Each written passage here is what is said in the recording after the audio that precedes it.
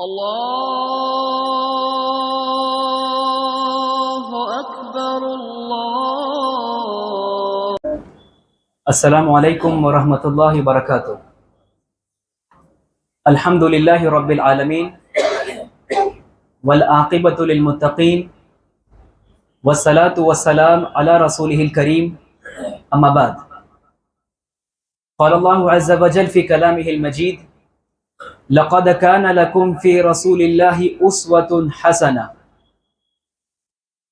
وقال الله عز وجل في موضع آخر: وما أرسلناك إلا رحمة للعالمين.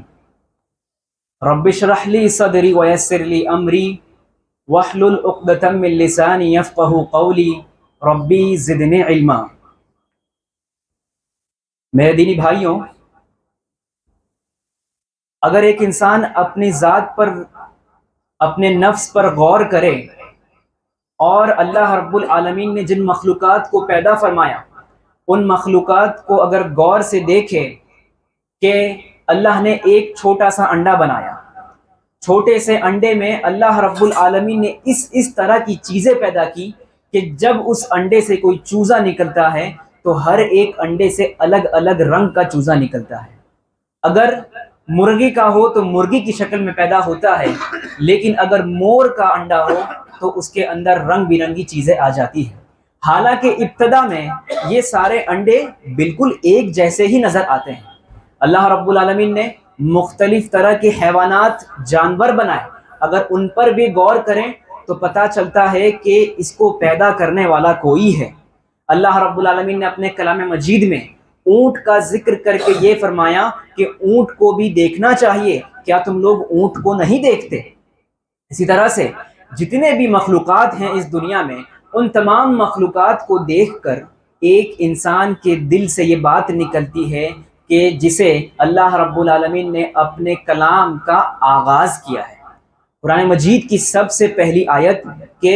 الحمدللہ رب العالمین، ان مخلوقات پر غور کرنے سے، اپنے جسم پر غور کرنے سے، اللہ نے آنکھیں کیسے بنائی، اللہ نے کان کیسے دیے، ان تمام چیزوں پر غور کرنے کے بعد ایک انسان کہتا ہے کہ واقعی الحمدللہ رب العالمین، ہر طرح کی تعریف، ہر قسم کی تعریف صرف اور صرف اللہ کے لیے۔ کون اللہ؟ رب العالمین جو ہے، سارے جہاں کا رب ہے۔ یا پھر اسی بات کو ہم یوں کہیں کہ ہم اللہ تعالیٰ کی تعریف کیوں کریں؟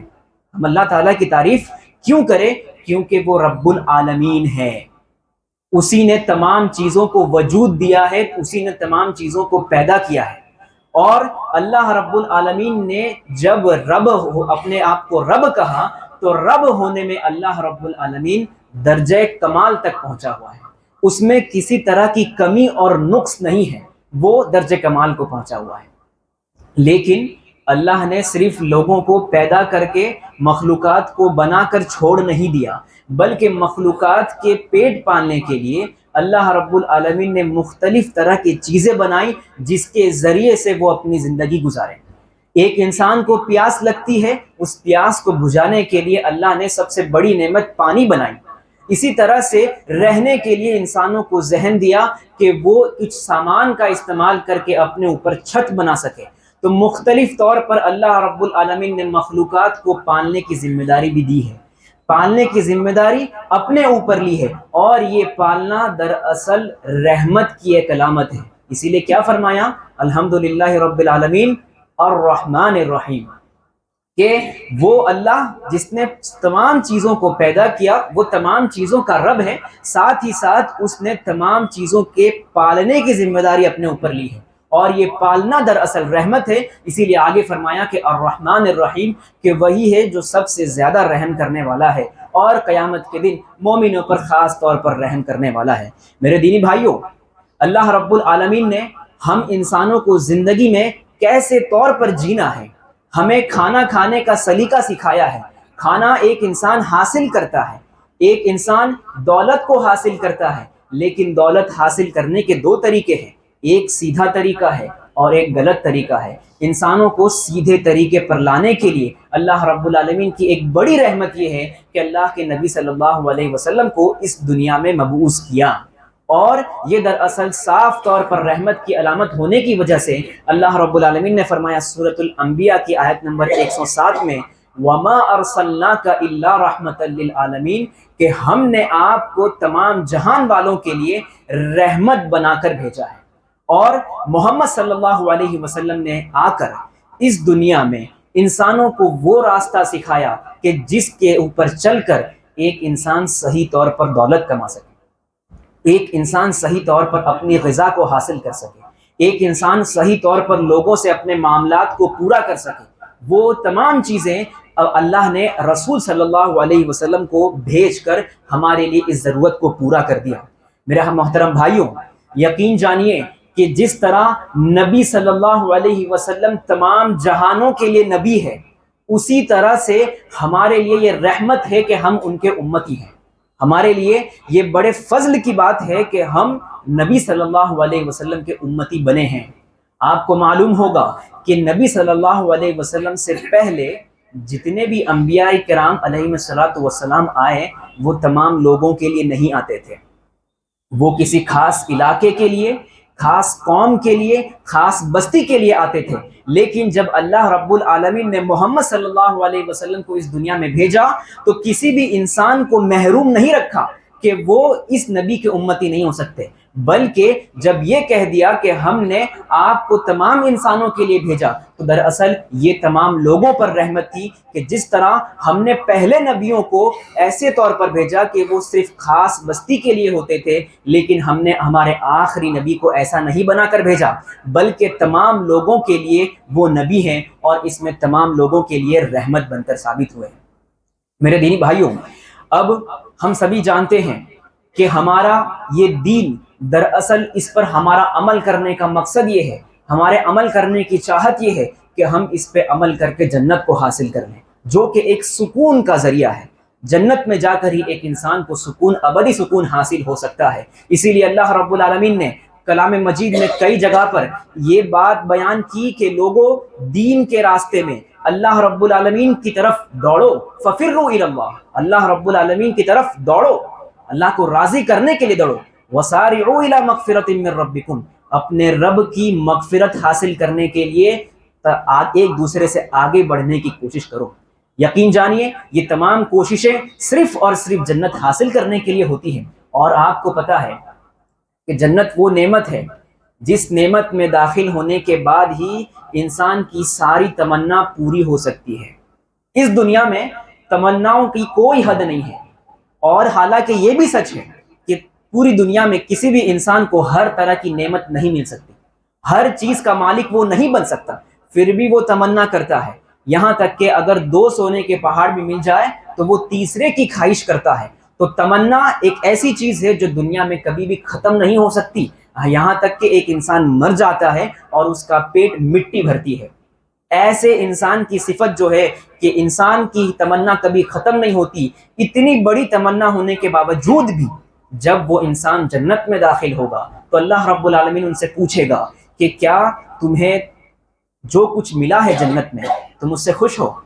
تو سارے انسان کہیں گے کہ ہم نے جو کچھ سوچا تھا، جو کچھ تمنائیں کی تھی، اس تمنا سے کہیں زیادہ ہم کو ملا ہے، ہم اس سے راضی ہو گئے ہیں۔ تو جنت ایک ایسی نعمت ہے کہ انسان کی تمنا وہیں جا کر ختم ہوگی، اور ختم ایسے ہوگی کہ پھر وہ دوبارہ تمنا کرنے کی خواہش نہیں رکھے گا۔ لیکن میرے بھائیوں، اس دین پر عمل کرنے کے لیے بڑی تگ و دو کرنی پڑتی ہے۔ جس طرح سے دین کو ماننے کے لیے کہا گیا اسی طرح سے ماننا ہوگا، جس طرح صحیح راستے پر چلنے کے لیے کہا اسی طرح سے چلنا ہوگا۔ کوئی بھی شخص اگر اس میں تگ و دو کرتے ہوئے اپنا ذہن دوڑائے، اپنے کسی بزرگ کی بات لے کر آئے، تو اللہ رب العالمین نے فرمایا مالک یوم الدین، کہ رحمان الرحیم تو ہے، رحم کرنے والا ہے، لیکن وہ انصاف کے دن کا مالک بھی ہے۔ جب انصاف کا دن آئے گا، قیامت کا دن آئے گا، تو ان لوگوں سے ہر ایک سے سوال کیا جائے گا کہ تم نے اس دین میں کس کس طرح کی چیزیں ایجاد کی تھی، تم نے اس دین میں کس طرح سے اپنی عقل کے گھوڑے دوڑائے تھے، ان تمام چیزوں کے بارے میں سوال ہونے والا ہے۔ تو یہ 3 آیتیں کہ الحمدللہ رب العالمین، اپنے رب اللہ رب العالمین یہ تمام تعریف اسی کے لیے ہے، اور اللہ رب العالمین رب ہونے میں کمال درجہ رکھتا ہے، رحمان الرحیم کہ وہی رحم کرنے والا ہے، بلند و بالا رحم کرنے والا ہے، اور رحمت کے معاملے میں اللہ رب العالمین درجے کمال کو پہنچا ہے۔ اور جب مالک یوم الدین کی بات آتی ہے کہ وہ انصاف کے دن کا مالک بھی ہے، تو وہ انصاف کرنے میں بھی کمال رکھتا ہے، اسے کوئی بھی انصاف کرنے سے روک نہیں سکتا ہے۔ تو یہ تین چیزیں ہم نے آپ کے سامنے بیان کی۔ میرے دینی بھائیوں، محمد صلی اللہ علیہ وسلم جس دین کو لے کر آئے ہیں، اور ہم محمد صلی اللہ علیہ وسلم کو آخری نبی مانتے ہیں، وہ ہمارے لیے ہدایت کا منبع بن کر ثابت ہوئے ہیں۔ جب ہم یہ بات دل سے تسلیم کرتے ہیں اور لوگوں کو بتاتے ہیں، تو ہمارے سامنے دو طرح کے لوگ کھڑے ہوتے ہیں، ہمارے سامنے دو طرح کے لوگ کھڑے ہوتے ہیں۔ ہم نے اللہ رب العالمین کی تعلیمات کو، رسول صلی اللہ علیہ وسلم کی تعلیمات کو مان کر جب لوگوں تک یہ بات پہنچائی، تو ہمارے سامنے دو لوگ آتے ہیں، ایک تو غیر مسلم جو عیسائی ہیں، نصرانی ہیں، ہندو ہیں وغیرہ، اور دوسرے وہ مسلمان۔ اب جب ہم یہ بات ان کے سامنے رکھتے ہیں تو عموماً جو غیر مسلم ہوتا ہے وہ کہتا ہے کہ ہم نبی کو کیوں مانیں، ہم نبی کو کیوں مانیں، اور جو مسلمان ہوتا ہے، جو نام نہاد مسلمان ہوتا ہے، وہ کہتا ہے کہ میں نبی کو مانتا تو ہوں، نبی کو مانے بغیر چارہ کیا ہے، لیکن صحیح طور پر وہ ماننے والا نہیں ہوتا۔ تو ایسے لوگوں کے لیے ہم کیا جواب دیں؟ ایک تو وہ سوال کہ ہم نبی کو کیوں مانیں، اور دوسرا وہ سوال کہ میں نبی کو مانتا تو ہوں لیکن صحیح طور پر کیا وہ ماننا ہے یا نہیں ہے، اسے کیا سمجھائیں۔ اس سلسلے میں آج کا یہ درس ہے کہ ہم انہیں جواب اس طرح دیں کہ سب سے پہلے جواب کہ نبی صلی اللہ علیہ وسلم کو نبی ماننے کے لیے جو سچے اور اصول بنائے جاتے ہیں، جس کی بنا پر آپ یہ کہیں کہ انہیں نبی ماننا چاہیے، انہیں اسوہ ماننا چاہیے، میں اپنی زندگی کو انہی کو دیکھ کر چلوں گا، وہ اصول جو ہیں، وہ تمام اصول اگر ہم ایک جگہ رکھ کر نبی صلی اللہ علیہ وسلم کی زندگی کو آزمائیں تو پتہ چلتا ہے کہ ہر اصول نبی صلی اللہ علیہ وسلم کی زندگی میں ملتا ہے۔ نبی صلی اللہ علیہ وسلم کا ظاہر بالکل صحیح سالم، نبی صلی اللہ علیہ وسلم کا باطن صحیح سالم۔ اسی طور پر لوگ حسن جمال کی وجہ سے لوگوں کو مانتے ہیں، کوئی بڑا خوبصورت انسان ہے، اس کو دیکھ کر لوگ اس سے محبت کرتے ہیں، اس کے چال کو اپنی چال میں ڈھال دیتے ہیں، تو یہ محبت کی علامت ہوتی ہے جو کہ حسن جمال۔ لیکن حسن جمال میں بھی نبی صلی اللہ علیہ وسلم بڑے اعلیٰ مقام پر تھے۔ میں نے ابھی کہا، وقت نہیں ہے لیکن اشاروں میں بات کہوں کہ جس طرح ظاہر ایک انسان دوسرے انسان کو خاندانی اعتبار سے پرکھتا ہے کہ خاندان میں کتنے اعلیٰ ہیں، اللہ رب العالمین نے محمد صلی اللہ علیہ وسلم کو جو خاندان اور جو گھرانہ دیا تھا، وہ قریش میں، مکہ میں، عرب میں سب سے اعلیٰ مقام رکھنے والا تھا۔ بیت اللہ کی خدمت گزار خاندان تھی، تو خاندان میں بھی اللہ کے نبی صلی اللہ علیہ وسلم سب سے اعلیٰ تھے۔ باطن کی بات جب آتی تو عرب کے لوگوں نے، مکہ کے لوگوں نے تو نبوت ملنے سے پہلے ہی، نبی بنائے جانے سے پہلے ہی نبی صلی اللہ علیہ وسلم کو صادق اور امین کا لقب دے دیا تھا۔ ہم سبھی جانتے ہوں گے کہ جب نبی صلی اللہ علیہ وسلم کو مجبوراً مکہ چھوڑ کر مدینہ ہجرت کرنا پڑا تو اس وقت بھی لوگوں کا مال اللہ کے نبی صلی اللہ علیہ وسلم کے پاس امانت میں رکھا ہوا تھا، حالانکہ وہی لوگ نبی صلی اللہ علیہ وسلم کا انکار کر رہے تھے، ان کو مجنون اور شاعر اور کاہن کہہ رہے تھے، لیکن پھر بھی وہ سبھی جانتے تھے کہ اس سے بڑا صادق اور امین انسان ہمارے نزدیک کوئی نہیں ہے، اسی لیے امانتیں رکھی ہوئی تھی۔ نبی صلی اللہ علیہ وسلم کی حسن اور خوبصورتی کی بات جب آتی ہے تو حسان بن ثابت رضی اللہ تعالیٰ عنہ کا وہ مشہور شعر ہمیں یاد کرنا چاہیے کہ انہوں نے کہا کہ میں نے اپنی آنکھوں سے آپ سے زیادہ خوبصورت اور حسن جمال والا انسان نہیں دیکھا، پوری دنیا میں کسی ماں نے ایسا بچہ، ایسا حسن جمال والا کسی کو نہیں جنم دیا، اور میں نے آپ کے چہرے پر، آپ کی ذات پر کوئی نقص نہیں دیکھا، کوئی عیب نہیں دیکھا، ایسا لگتا ہے کہ اللہ رب العالمین نے آپ کو ویسے ہی پیدا کیا جیسے آپ نے چاہا۔ تو پتہ چلا کہ حسن جمال میں بھی اللہ کے نبی صلی اللہ علیہ وسلم بڑے آگے تھے۔ اور ایک مثال یہ ہے، ایک پیمانہ یہ ہے کہ ختم نبوت، جو نبوت کی مہر ہوتی ہے، اس سے نبی صلی اللہ علیہ وسلم کو لوگوں نے پہچانا۔ سلمان فارسی رضی اللہ تعالیٰ عنہ، یہ عیسائی تھے، پہلے یہ اپنے دین کو جاننے کے لیے، رب کو پہچاننے کے لیے مختلف طرح کے گرجا گھر، مختلف طرح کے چرچ میں جا کر پوپ سے بات کرتے تھے، وہاں کا جو پادری ہوتا ان سے بات کرتے اور صحیح دین کی طرف تلاش کرنے کے لیے نکلے۔ ایک نہیں، دو نہیں، تین پادریوں کے پاس جا کر انہیں صحیح دین نہیں ملا۔ آخرکار ایک پادری نے کہا کہ عرب کے علاقے میں ایک انسان نے نبوت کا دعویٰ کیا ہے، وہ کہتا ہے کہ میں نبی ہوں، تو تمہیں اس کے پاس جا کر تمہیں صحیح دین کی تلاش کرنی چاہیے۔ سلمان فارسی یہ بڑے عالم تھے، انہیں تین پادریوں نے علم سکھایا تھا، بڑے جانکار تھے، لیکن جب نبی صلی اللہ علیہ وسلم کے پاس آ کر دیکھتے ہیں تو سب سے پہلے آزماتے ہیں کہ میں جس آدمی کے پاس صحیح دین تلاش کرنے کے لیے آیا ہوں، کیا وہ ویسا ہی ہے جیسے تورات میں ذکر ہوا ہے؟ تورات میں جو علامتیں بتائی گئی ہیں کیا ویسے ہی ہیں؟ سلمان فارسی طرح طرح کے آزمائشیں کرتے ہیں، پہلے انہیں ان کے سامنے صدقے کا مال لاتے ہیں، صدقے کا مال اللہ کے نبی صلی اللہ علیہ وسلم رد کر دیتے ہیں، اور واقعی تورات میں یہ لکھا ہے کہ آخری نبی کے اوپر صدقہ حرام ہے۔ ساتھ ہی ساتھ اس کے بعد ہدیہ لے کر آتے ہیں تو ہدیہ اللہ کے نبی صلی اللہ علیہ وسلم قبول کر لیتے ہیں، یہ علامت بھی سچی نکلتی ہے۔ آخری علامت تورات میں یہ ذکر تھا کہ نبی جو آخر میں آئے گا اس کے پیٹھ کے پیچھے کبوتر کے انڈے کی طرح ایک نشانی ہوگی، ایک ابھرا ہوا حصہ ہوگا۔ سلمان فارسی رضی اللہ تعالیٰ عنہ کو وہ بات یاد آتی ہے تو وہ اللہ کے نبی صلی اللہ علیہ وسلم کے پیچھے جا کر ان کا کندھا دیکھتے ہیں تو کندھے پیٹھ پر وہی علامت ہوتی ہے، پھر آخر میں جا کر اللہ کے نبی صلی اللہ علیہ وسلم سے چمٹ جاتے ہیں اور اپنے آنکھوں سے آنسو نکالتے ہیں، آنسو آ جاتے ہیں ان کے آنکھوں میں، اور پھر وہ اس اسلام کے دائرے میں آ جاتے ہیں۔ تو پتہ چلا کہ ایک انسان جو عالم ہونے کے باوجود بھی اگر نبی صلی اللہ علیہ وسلم کے حق ہونے کی دلیل ڈھونڈتا ہے تو اسے بھی وہ چیز مل جاتی ہے۔ تو ساتھ ہی ساتھ ہمیں یہ بھی یاد رکھنا چاہیے کہ نبی صلی اللہ علیہ وسلم کو نبی ماننے کے لیے جتنے بھی دلیل ہیں وہ تمام کے تمام دلیل اگر ہم اپنی آنکھوں سے دیکھنا چاہیں تو ہمیں مل سکتی ہے، بس یقین کرنے والا ہونا چاہیے۔ ماضی کی کتابوں میں آپ کو ذکر ملے گا کہ نبی صلی اللہ علیہ وسلم کی باتیں ملتی ہیں، موسیٰ علیہ السلام کے کتابوں میں، عیسیٰ علیہ السلام کی کتاب میں، ان تمام کتابوں میں آخری نبی کے آنے کی وضاحت ہو چکی ہے۔ صفیہ رضی اللہ تعالیٰ عنہ کہتی ہیں، جو کہ اللہ کے نبی صلی اللہ علیہ وسلم کی زوجہ محترمہ ہیں، وہ کہتی ہیں کہ میرے ابو کے پاس میرے چاچا نے آ کر سوال کیا محمد صلی اللہ علیہ وسلم کے بارے میں، تو محمد صلی اللہ علیہ وسلم کے بارے میں صفیہ رضی اللہ تعالیٰ عنہ کے والد کہتے ہیں کہ یہ وہی انسان ہے جس کا ذکر تورات میں ہے۔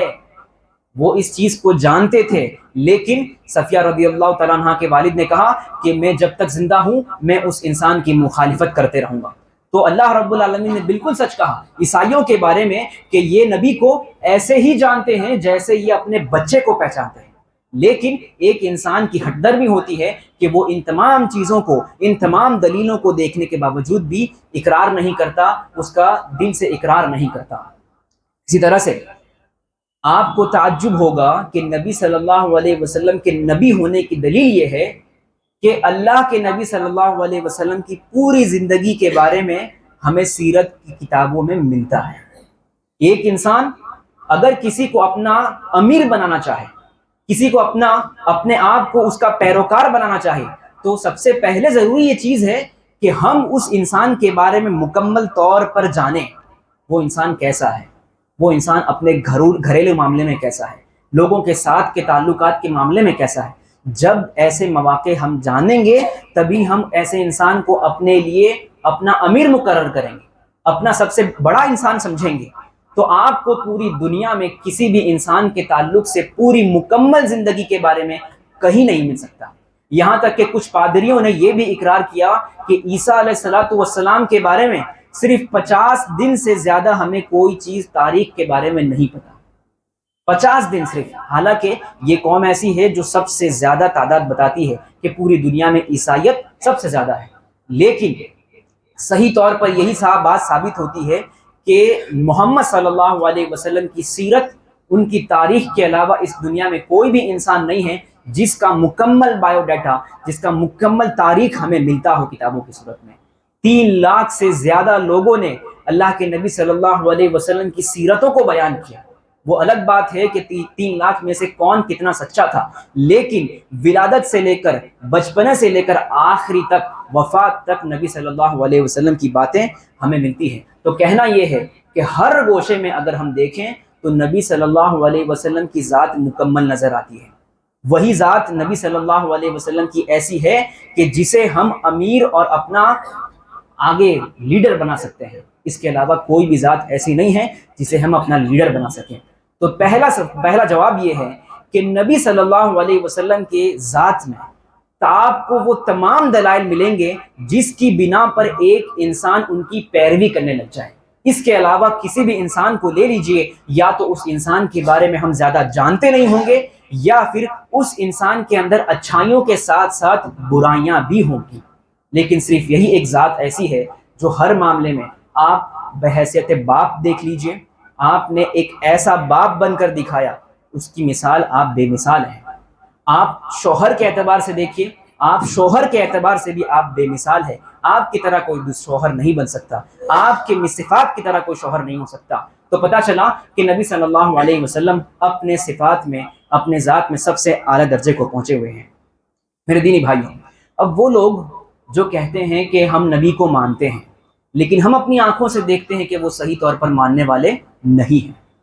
ایسے لوگوں کے لیے ہمارا جواب یہ ہونا چاہیے کہ اللہ رب العالمین نے سورہ نجم کی آیت نمبر 3 اور 4 میں فرمایا وَمَا يَنْطِقُ عَنِ الْهَوَىٰ إِنْ هُوَ إِلَّا وَحْيٌ يُوحَىٰ،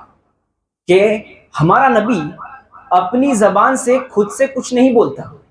اپنی مرضی سے کچھ نہیں بولتا، جو کچھ بولتا ہے وہ دراصل ہمارے طرف سے وحی کی ہوئی ہوتی ہے۔ یعنی اللہ کے نبی صلی اللہ علیہ وسلم نے دین کے معاملے میں جو کچھ بات کہی ہے وہ دراصل اللہ رب العالمین کی طرف سے وہی ہے۔ یہ آیت دراصل ایک گارنٹی کی بات کرتا ہے، یہ آیت دراصل ہمیں گارنٹی کی بات سکھاتی ہے کہ اللہ تعالیٰ نے اپنے شریعت کو پہنچانے کے لیے ایسا نظام رکھا کہ فرشتوں کو، جب فرشتوں میں جس فرشتے کو چنا دین اسلام کو لانے کے لیے، قرآن کو لانے کے لیے، وہ سب سے فرشتوں کا سب سے بڑا سردار ہے اور ساتھ ہی ساتھ بڑا مضبوط ہے۔ اللہ نے فرشتے کے بارے میں فرمایا ذی القوۃ المتین، کہ اس کے پاس طاقت ہے،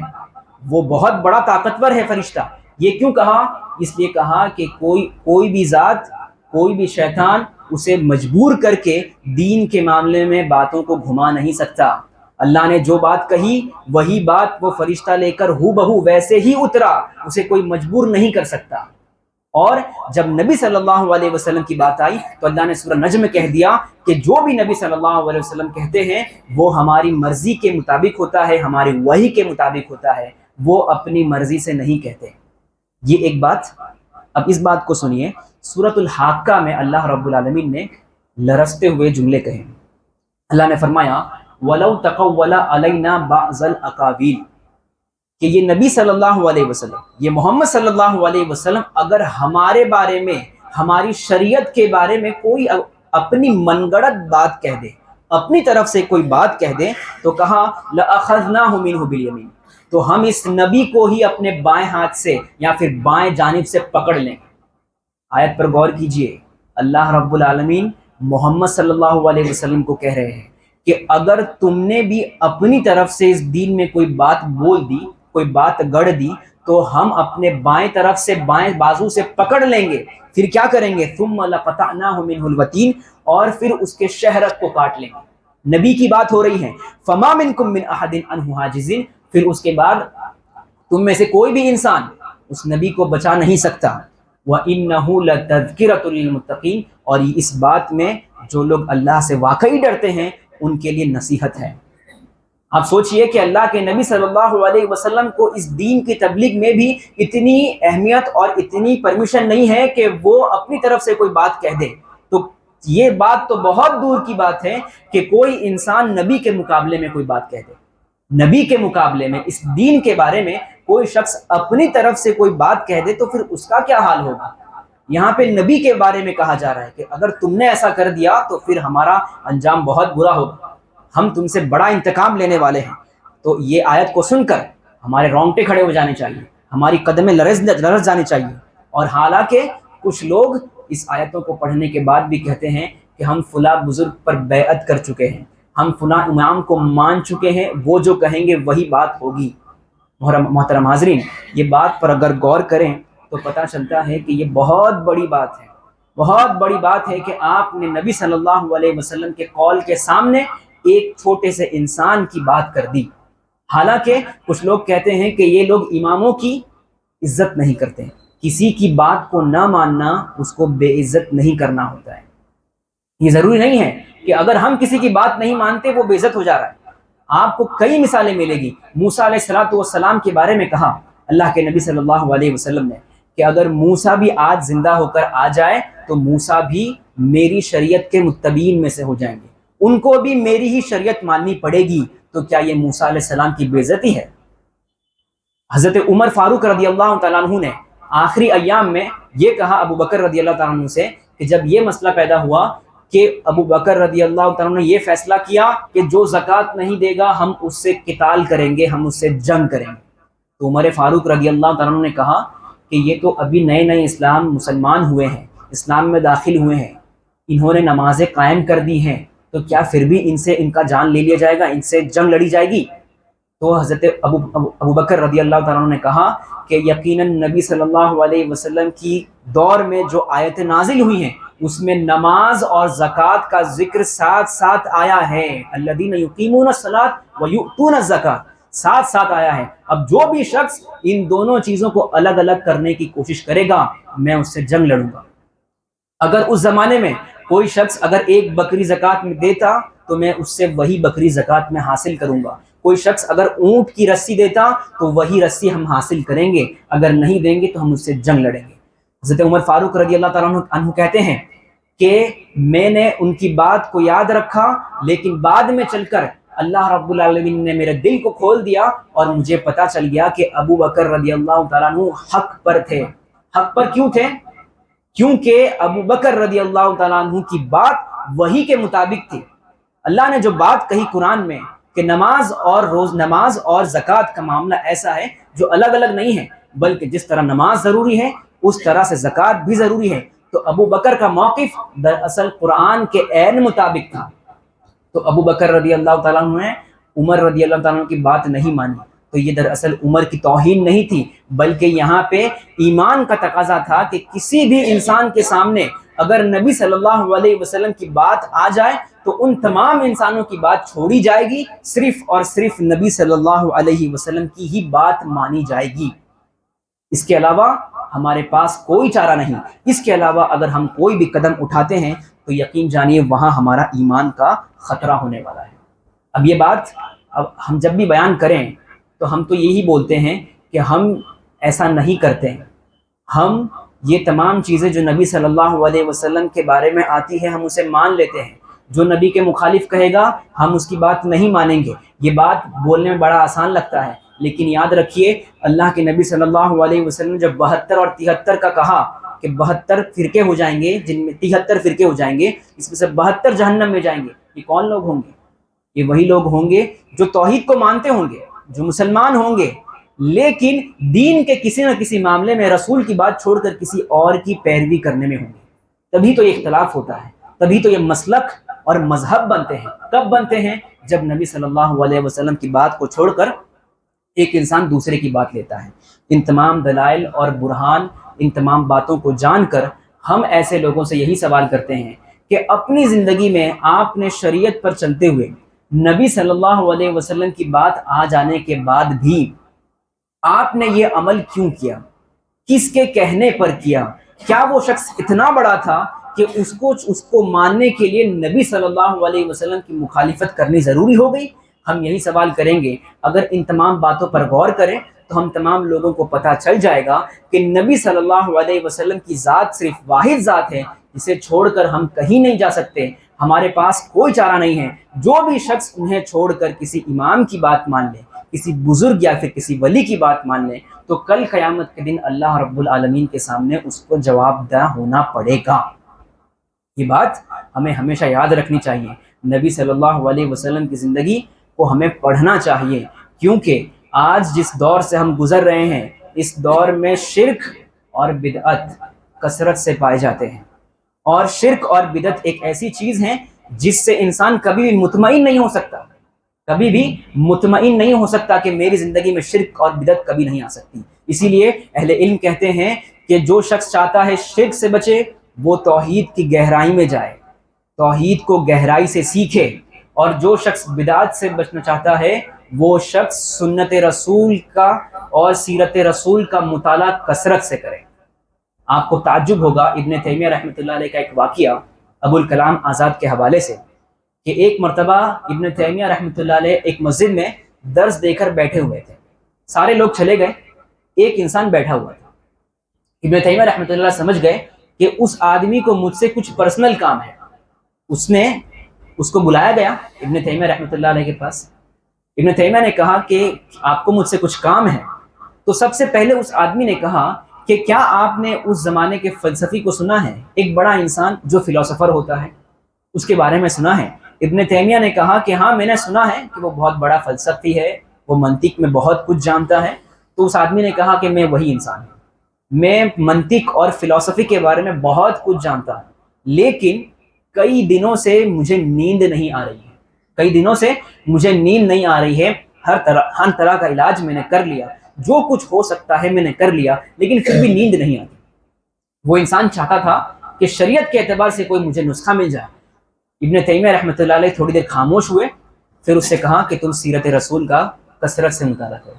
وہی چیز، وہی نصیحت میں بھی آپ لوگوں کو کرتا ہوں کہ سنت رسول اور سیرت رسول کا کثرت سے مطالعہ کرنے کی ضرورت ہے۔ جیسے جیسے ہم سیرت رسول کے بارے میں جانیں گے، اسی طرح سے محمد صلی اللہ علیہ وسلم کے بارے میں محبت پیدا ہوگی، اور جیسی محبت ہوگی ویسی بدعت سے نفرت بھی ہوگی، ویسے ہی بدعت کو ہم نفرت سے جانیں گے۔ لیکن آج ہم بدعتوں کو جانتے ہیں لیکن اس سے نفرت والی بات پیدا نہیں ہوئی ہے، کیونکہ ہم سیرت رسول کو گہرائی کے ساتھ جانتے نہیں ہیں۔ اس لیے ضرورت اس بات کی ہے کہ ہم سیرت رسول کی مطالعہ کثرت سے کریں، اپنے گھر میں رکھیں کتابیں، اپنے عورتوں کو بھی پڑھائیں، اپنے بچوں کو بھی تعلیم دیں اس چیز کی، ورنہ ہماری نسل بدعات سے محفوظ نہیں ہو سکتی۔ آخری چیزیں یہ کہ جس کے لیے ایک سوال تھا کہ عموماً ہم دیکھتے ہیں قبرستان کے سلسلے میں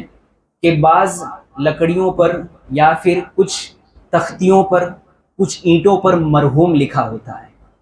ایسا لکھا ہوتا ہے کہ مرحوم حاجی یا پھر مرحوم حاجیہ۔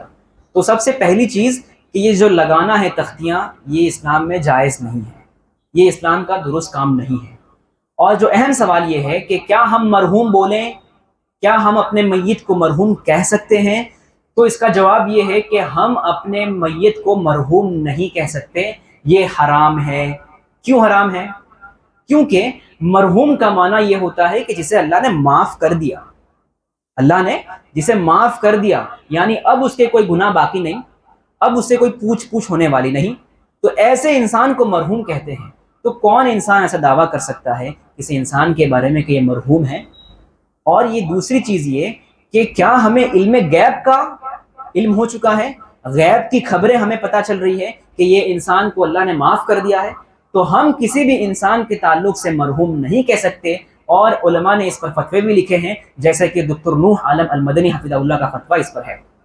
ساتھ ہی ساتھ اگر ہم مرحوم نہیں کہہ سکتے تو ہم اپنے میت کے لیے کیا کہیں؟ ہم اپنے میت کے لیے کہیں رحمہ اللہ، اللہ اس پر رحم فرمائے، اللہ رب العالمین اس کو معاف کرے۔ تو ان طرح کے الفاظ کے جملے استعمال کریں، کیونکہ شریعت اسلامیہ ایک ایسی شریعت ہے جو زبان کے اوپر بھی بڑی سخت ہے۔ زبان کا استعمال آپ کیسے کر رہے ہیں اس پر بھی شریعت نے کئی طرح کے چیزیں رکھی ہیں۔ آپ کسی انسان سے اچھے سے بات نہ کریں، اس پہ شریعت آپ کو سزا دے گی۔ یہاں تک کہ اللہ کے نبی صلی اللہ علیہ وسلم نے یہ تک کہ بات کہہ دی کہ اگر کوئی زبان سے ایسے کلمات کہتا ہے جس میں ربوبیت کا انکار ہو یا پھر اللہ رب العالمین کی صفات کا انکار ہو، ایسے الفاظ بھی کہنا حرام ہے۔ مثال کے طور پر اللہ نے اپنے آپ کو کہا کہ میں زمانہ ہوں، زمانے کو چلانے والا میں اللہ رب العالمین ہوں، اور آج کئی انسان ایسے ہیں جو کہتے ہیں کہ میرا دن خراب تھا۔ دن کون ہے؟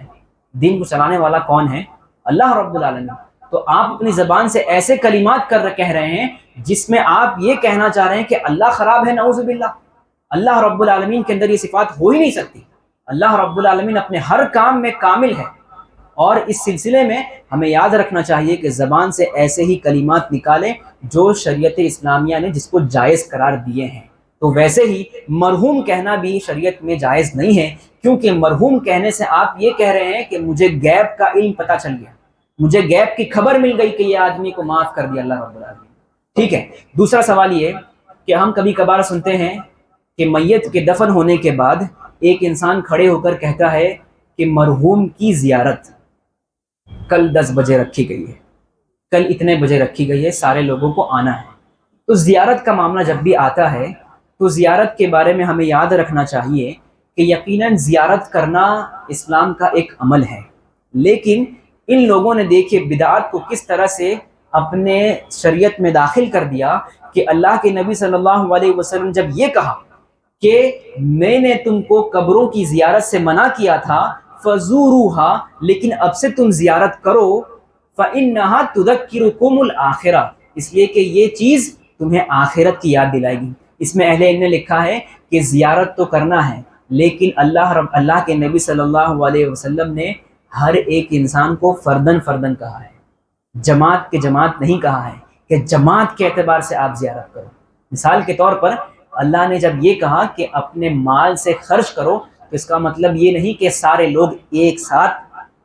خرچہ کرنے پر مجبور کر دیے جائے، یہ تو مطلب نہیں ہے، بلکہ مطلب یہ ہے کہ ہر ایک انسان اپنے حیثیت سے جب چاہے اللہ کے راستے میں خرچ کرے۔ تو اللہ تعالیٰ نے اور اللہ کے نبی صلی اللہ علیہ وسلم نے جو حکم دیا ہے وہ ہر ایک شخص کے لیے الگ الگ ہے، فردن فردن ہے، جماعتن جماعتن نہیں ہے۔ تو سب سے پہلی چیز کہ یہ زیارت کا جو آج معاملہ چلا ہوا ہے کہ ایک شخص کے میت مردہ ہونے کے بعد، فوت ہونے کے بعد اجتماعی طور پر ایک جگہ جمع ہونا ہے، یہ بدعت صراحہ ہے، یہ کھلم کھلا بدعت ہے۔ اور رہی بات زیارت میں جو کھانا کھلایا جاتا ہے، یہ دراصل شریعت کی توہین ہے، شریعت میں یہ تمام چیزیں ثابت نہیں ہیں، اس لیے ہمیں ان تمام چیزوں سے بچنا چاہیے۔ تو ہم نے سمجھا کہ مرحوم ہم نہیں بول سکتے، اس کے علاوہ ہم میت کے لیے رحمہ اللہ یا پھر اللہ اس پر رحم فرمائے ان کلمات کا استعمال کریں۔ زیارت میں اسلام میں اس کی حیثیت صرف یہ ہے کہ آپ